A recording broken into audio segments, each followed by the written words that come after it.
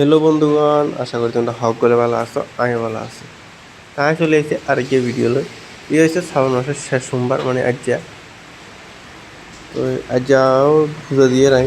তো প্রথমে বানালই পঞ্চামৃত বাবার সঙ্গে করে ফেলা বলে ঘি, মধু, দুধ, দই, চিনি দিয়ে রে। তো এইবার শ্রাবণ মাসে তো আর ইকে সোমবারও মিস জানো। তোমরা কি মিস গেছে নি? মিস যাইলে কমেন্ট করে জানাই কুঙ্গা মিস গেছে। তো নর্মালি সবাই যেভাবে বোলা বারসান করায় ঠিকভাবে করায় লাগে, দুধ, দই, ঘি, মধু দিয়ে রে। তো ভাবছিলাম এই সোমবারিয়া ছুটি লমু দোকানতো। তো আবার কাইলা দেখি তো মনসা পূজা।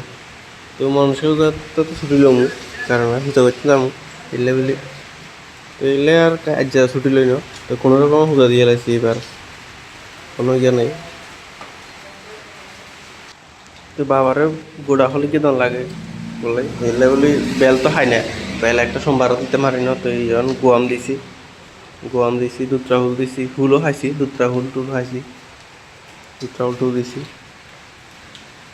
আর গোলাপ গাছ দেখে আছে গোলাপ ফুল গিয়ে হুসছে। তো হিয়া আনলাম বাবার লাই বলে হুসছে, কাইলে টাইলে হুসছে একটু বড় বড় হয়ে গেছে, কিন্তু ভালো লাগে না, একটু ভালো লাগছে। তো ইয়ে আনছি।